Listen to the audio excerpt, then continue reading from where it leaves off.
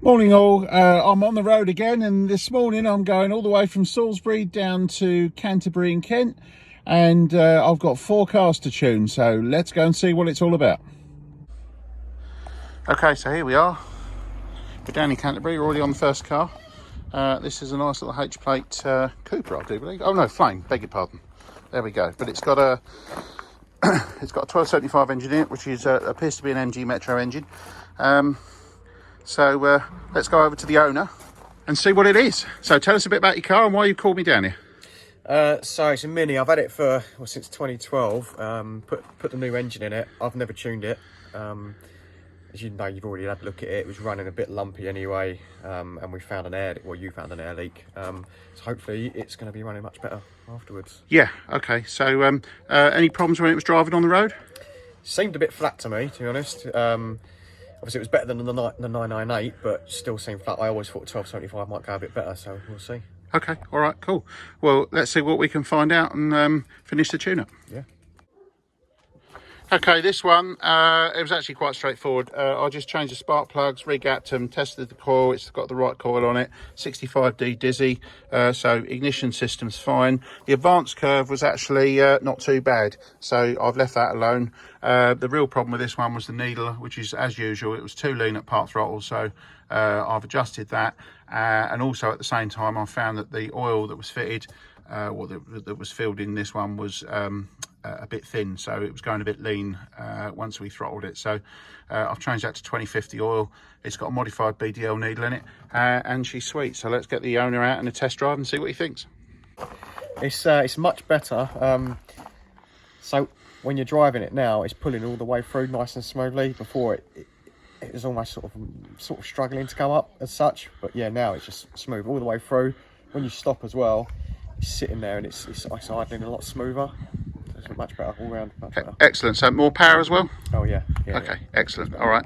So well, I'm glad we was able to make a positive improvement to your car. So would you recommend this service to anyone else? Yeah, absolutely. Yeah, well worth it. Excellent. Oh well, thank you very much, Chris, and thanks for bringing your car. Cheers, Adrian.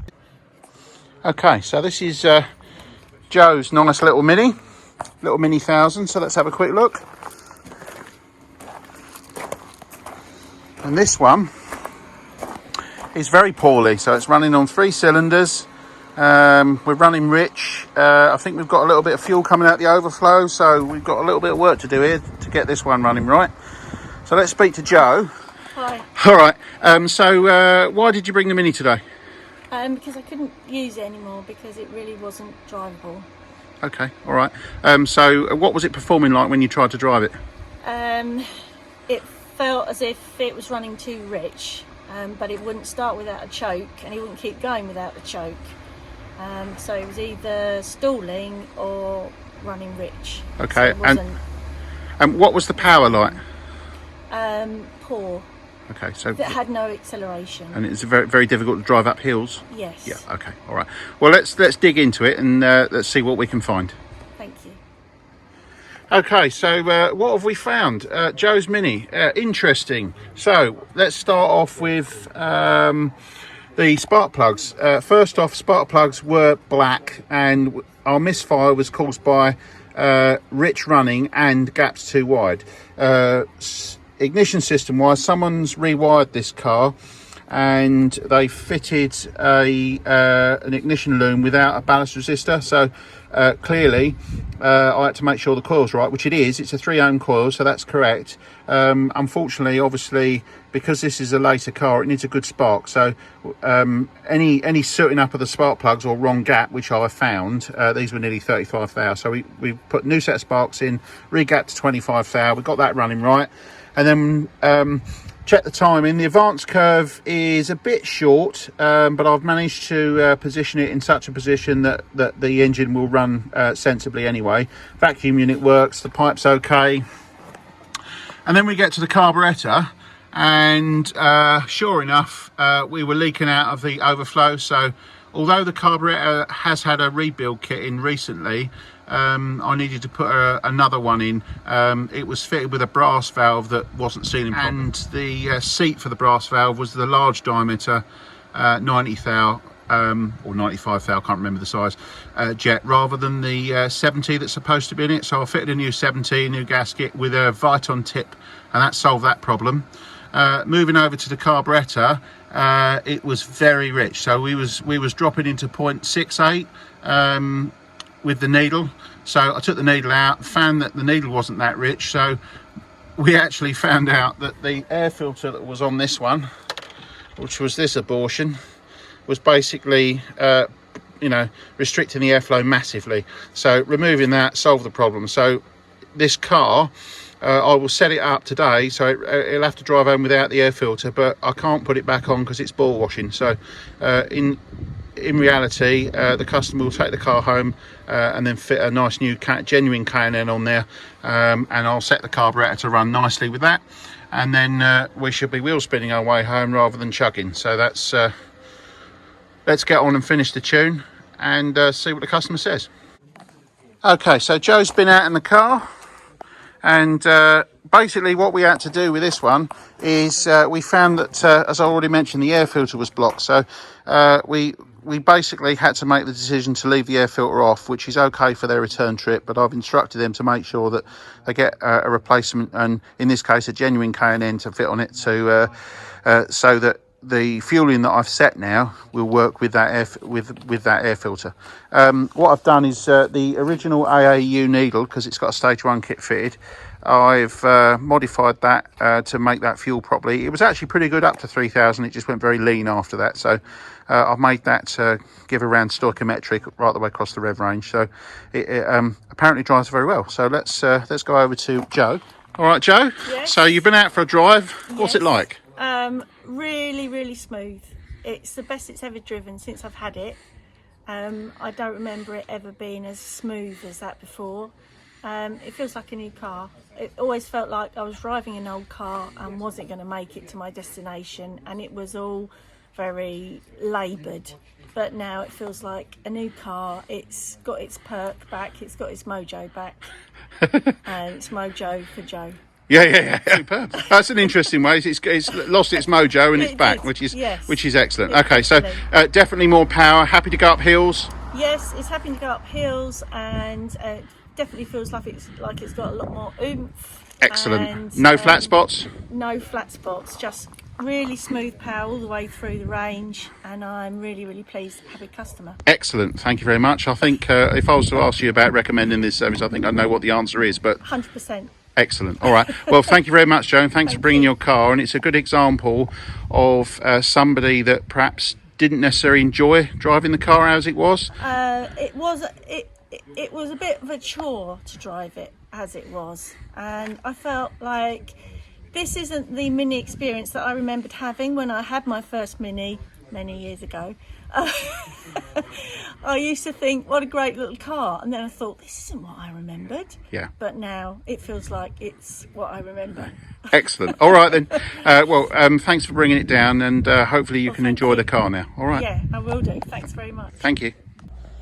Okay, so this is a Cooper Mainstream. Interesting car. So,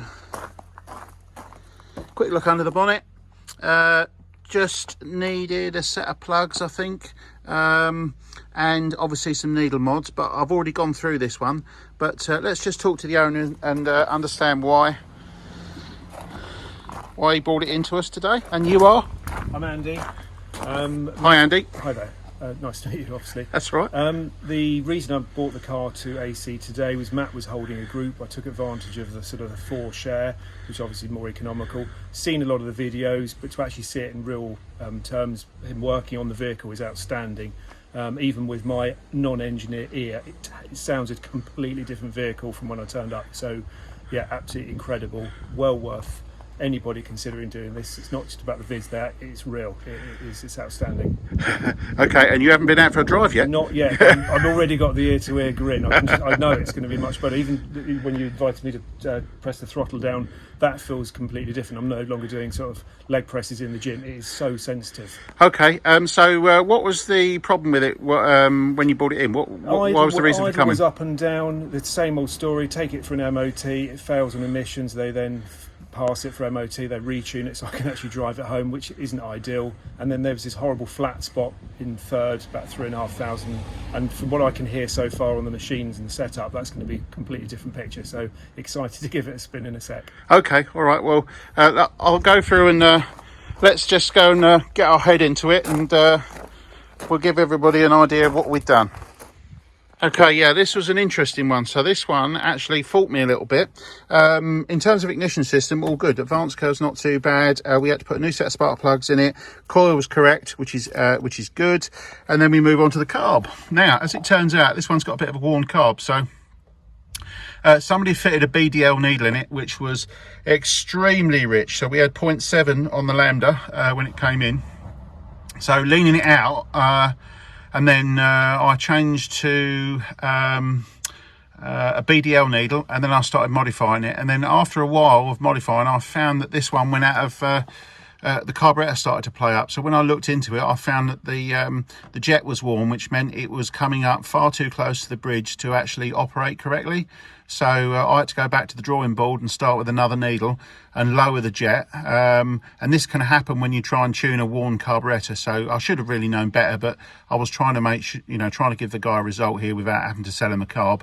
And in this particular case, I have actually made it workable, although at some point in the future this will need a carburetor. So yeah, very, very happy about that.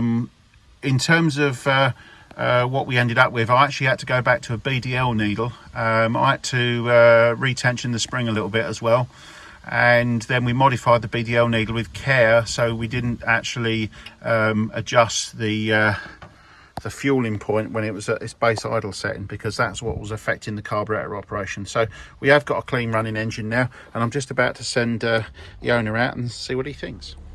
Okay, so it's been out for a test drive. Let's see what the owner thinks.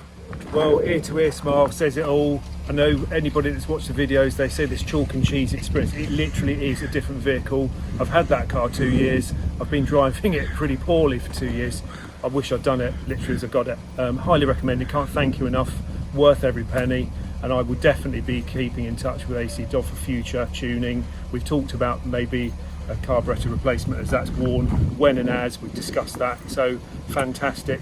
Amazing experience, highly recommended. Excellent. Well, thank you very much for that glowing review. As was just mentioned there, the carburetor on your car turns out to be a little bit worn, and it did fight me a little bit, and I had to waste the needle and go back to it and try harder, which I managed to do, which was good. But it just goes to show that actually by bringing it along to one of these sessions, you can find out what's worn, and you don't know that until you come here. That's the thing. And then obviously I can then make an improvement and make the car drive nicely, and there's no flat spots now, and it pulls nice and all the rest of it. Yeah, throttle just instant, but it's just crisp right the way through the revs. Incredible. Excellent. Can't wait to drive home. The only reason I came back was to pay up. Yeah. Excellent. All right, well thank you very much for bringing the car down and giving me a challenge, but I got there in the end. Thank you very much. That's all right, thank you. Cheers. Bye bye. Okay, so this is Matt's Mini, and Matt is the decent chap today who organised the day for everybody else, so I was able to come to one venue, so thanks for doing that, Matt. So what's up with your car? Starting issues, bit of a misfire occasionally, definitely flat spots all over the place. Primarily starting though, it's a real pain, especially early in the morning. Okay, and when it is running, you mentioned flat spots there, what's the power like? It's sluggish, it's holding back, and then all of a sudden it picks up. Okay. So there's a flat spot in the middle somewhere. All right, well let's dig into yours and see what we can achieve. Thanks. Right, first thing we found on this one, on Matt's car, is the coil that's fitted. If we have a look at the wiring loom, you'll see it's fed with a ballast resistor.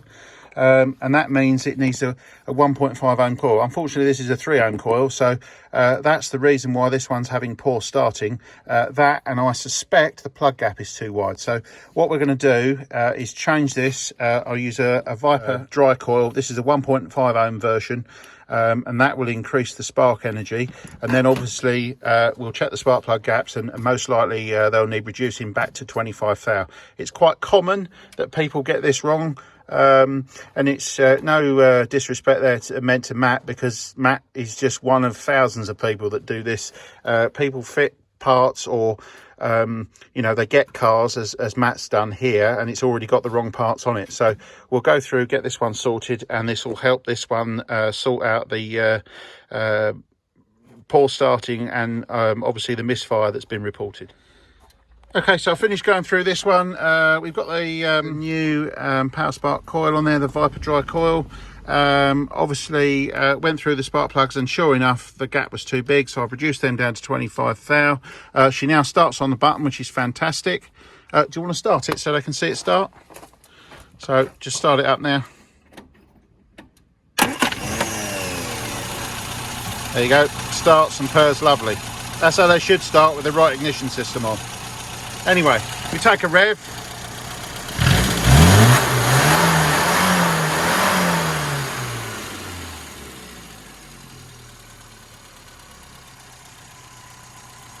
As we can hear, that one sounds really good. So what we did in the end is the needle in the carburetor was an AAU, which was much too lean at part throttle. So I've adjusted the part throttle fueling on the needle, and she feels nice and strong now. The other thing we've noticed is on this one, the jet is wound right up to the top. So the carburetor is actually warm, but for today, it seems to be holding. So in the future, this will need a rebuild. So I've obviously informed Matt that. And now he needs to go out for a test drive. All right, Matt, so you've been out for a test drive. What do you think? Yeah, 100% better. Feels like a different car. The midpoint acceleration that was gone is now there. It's made me smile. Excellent. All right. So no flat spots now? No flat spots. Started literally on the button. Really good. Really pleased. Excellent. So well, the good thing is all your ailments, so the misfire and the bad starting, have been fixed. Performance better as well? Yeah, definitely perkier. It wants to go now. It doesn't feel like it's been strangled, so really pleased with that. Excellent. All right, you should also be better on fuel as well. Hopefully. All right. Anyway, thanks. I want to say thanks for hosting the day, because obviously you made it possible for all the others to come down here, and that saves all of you money. So me coming to one place, and obviously coming from Salisbury all the way to Canterbury is a long way just for one car, so that works out quite expensive. But in this case, you hosted 3 other people as well as your own at your own property, and obviously made it much more cost effective for everybody. So thanks for that. No problem, it's good. I would recommend hosting, because you get to see a lot more than you would if you just popped in for an hour. Oh yes, as you mentioned, you said you learnt a lot, so you were watching me closely. I saw that. Yeah, I did. All right. Thanks, okay. Anyway, thanks very much, Matt, and hope you enjoy your car. Thanks. Okay, a couple of things we can take away from those cars today. Most of those cars were suffering with a worn carb to one degree or another. So one of the things to think about is, if you want your car tuned, if the carburetor's worn, this is, you're on a hard into nothing really. It's going to be very difficult to tune that car. And if you can tune that car, it won't necessarily stay in tune. So one of the things that you need to think about if you want to actually keep a classic car on the road is you should seriously think about having the carburetor rebuilt, and obviously where needed, the distributor recurved as well, to make sure that that's given the correct timing and will hold the correct fueling. I've said it before and I'll say it again. In just about 95% of the cases when I come out to look at cars, it's the same fault, which is timing and fueling. So in all these cars today, they all suffered some degree of carburetor wear, which was either hampering me being able to tune the car, or would not give the best service life after I've done the tuning, because it would be difficult for that worn carburetor to hold the fueling that has been set. Anyway, in all cases, if we fit a rebuilt carburetor or rebuild the one that's on there, we won't have the issue. Anyway, as ever, like and subscribe if you want to see more, and I'll see you soon.